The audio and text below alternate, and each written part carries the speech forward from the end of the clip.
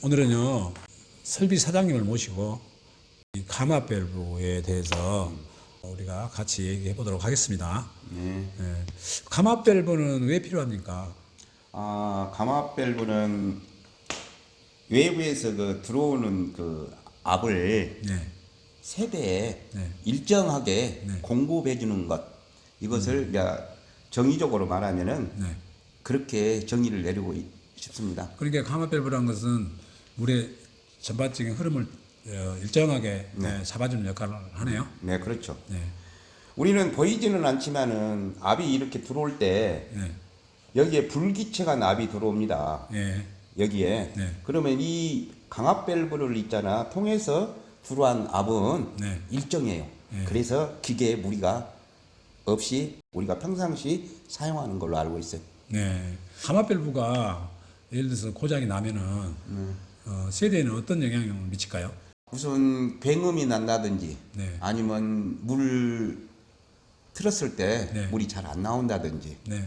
또 미세한 또 집안에 소리가 난다든지 네. 그런 원인이 있습니다. 네. 그러면 가마 밸브가 상당히 꼭 있어야 되는 거예요. 아주 중요한 부속이라고 생각합니다. 네. 예를 들어서 이 밸브가 없다면은 네. 새벽에 물을 쓰는데 네.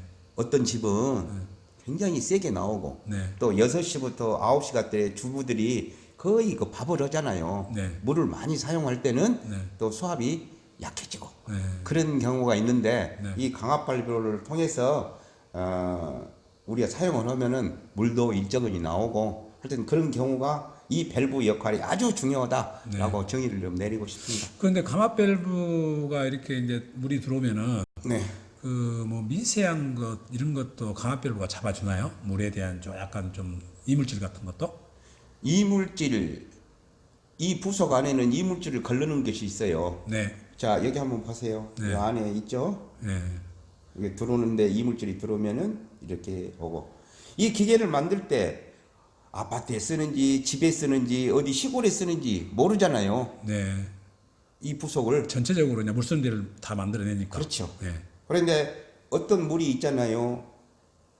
좋지 않는 물. 네. 또 이물질이 많은 물이 통과할 때를 대비해서 여기다가 반드시 걸름망, 네. 걸름망을 이렇게 설치를 해요. 그래서 이 주는 쪽의 압이 어떤 데는 공식적으로 아주 센 압이 있고 네. 또 어쩔 때는 느린 데도 있고 네. 이 수압이 아주 느린 데는 강압밸브 역할을 못 하겠죠. 네. 네. 네? 네. 그래서 수압이 아주 세는 데만 일정하게 나오는 것이 강압밸브의 그 용도라고 생각을 하면 네, 되겠습니다. 그러니까 물이 사장님 말씀은 물이 너무 약해 버리면은 가마 밸브 의미가 없다. 없어요. 근데 가마 밸브가 세니까 그것을 압을 감해주면서 쓰는 것이 일명 감압 밸브다. 이걸 지금 말씀하시는 거죠? 이제 쉽게 말해서 불규칙한 그런 압을 정상적인 압으로 네. 만들어주는 역할, 이게 정의인 것 같습니다. 네. 이 가마 밸브가 그 소리가 네. 오랫동안 나는 게 아니고 10초에서 한 2, 30초 정도, 네. 길게는 한 1분 정도 막 갑자기 네. 굉음이 나든지 뭐 이렇게 진동이 나면서 소리가 막 울려 퍼지거든요. 네. 그러니까 어디서 이 소리가 난지를 잘 찾기가 힘들더라고요. 그리고 이제 입주민들은 이 소리가 그때 잠깐 막 새벽에도 나고 어떨 때만 시도 때도 없이 가끔씩 나니까 스트레스를 많이 받아요. 그러 같은 경우에는 어떻게 그 세대를 딱 찾을 수가 있을까요? 네, 소장님 참 좋은 질문이에요. 네. 이게 쓰다 보면은 네.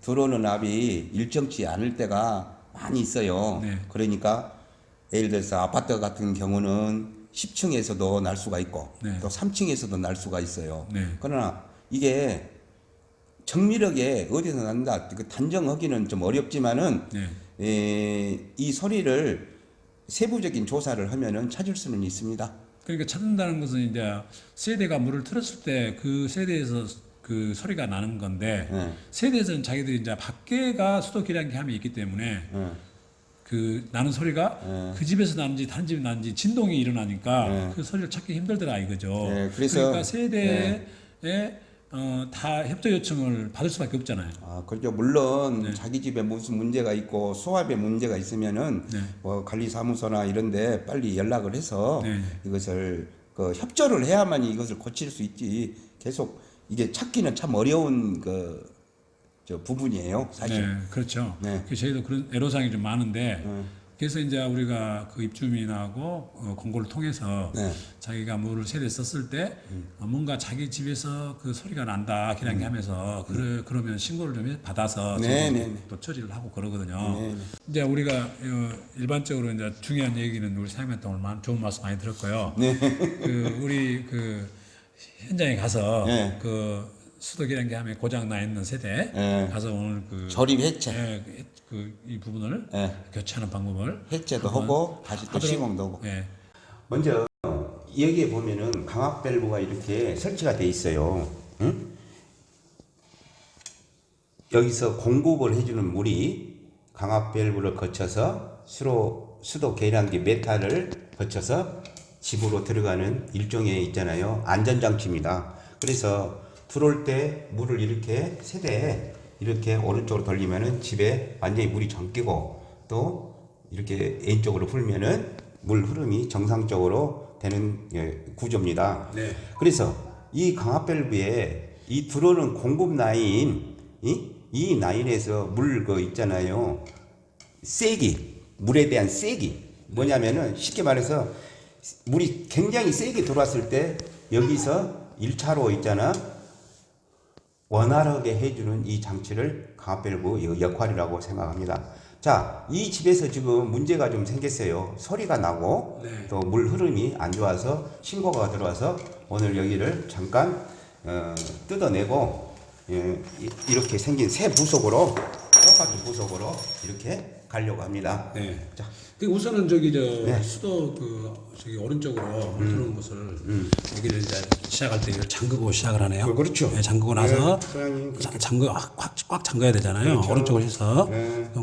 잠그고 나서 그 다음에 이제 여기에 물이 있기 때문에 네. 이 세대에 들어가서 네. 물을 약간 좀 다 빼야 돼요. 네. 남아있는 물을. 네. 왜? 여기서 풀면 물이 좀 이쪽으로 쏟아질 확률이 많이 있거든요. 네.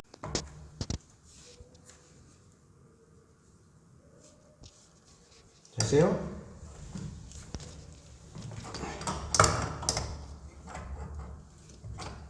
풀고.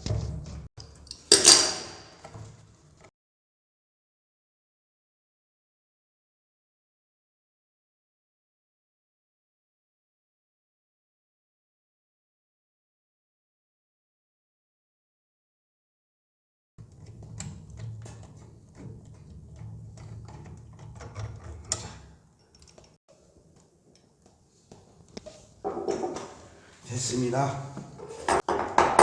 똑같이 상태에서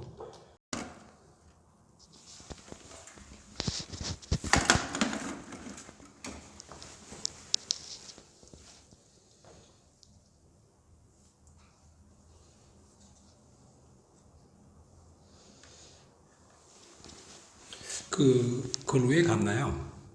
이것은 네. 이 스데노하고 신조 만났을 때는 이 테프론 가지고는 좀 부족해요. 네. 그래서 보통 속으로 이렇게 서면은 이 테프론만 이렇게 감는데 네. 이 실을 이렇게 감는 이유는 네.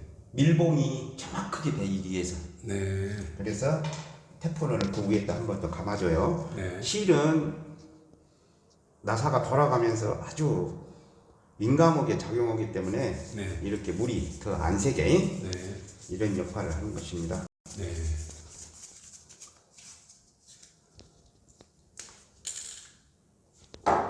이렇게 잡고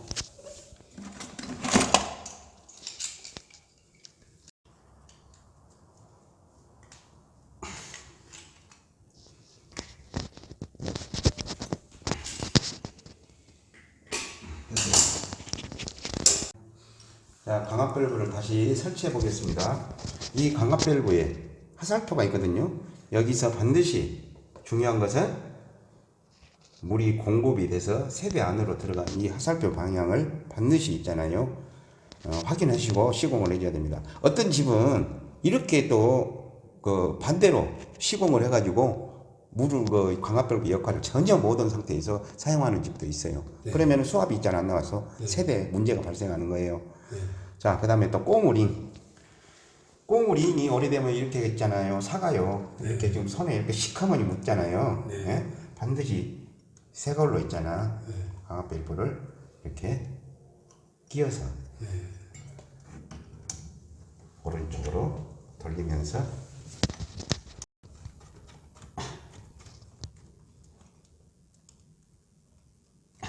시공해 주시고 이쪽도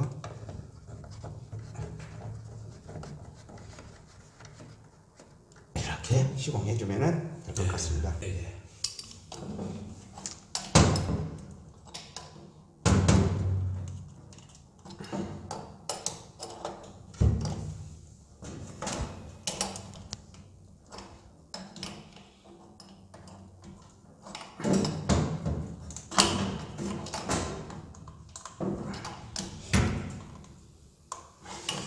여기는 공구와 몽키 스패너가 필요한가요? 그렇죠. 몽키 스패너, 네. 그 다음에 바이스, 바이스, 예, 몽키 스패너하고 바이스하고 네. 이게 이제 교체하는 데 필요하네요. 그렇죠. 네. 자, 물을 한번 틀어보겠습니다. 네. 이제 다 설치하고 나서 왼쪽으로 네, 물을 다시 공급을 시킨다는 얘기죠. 네.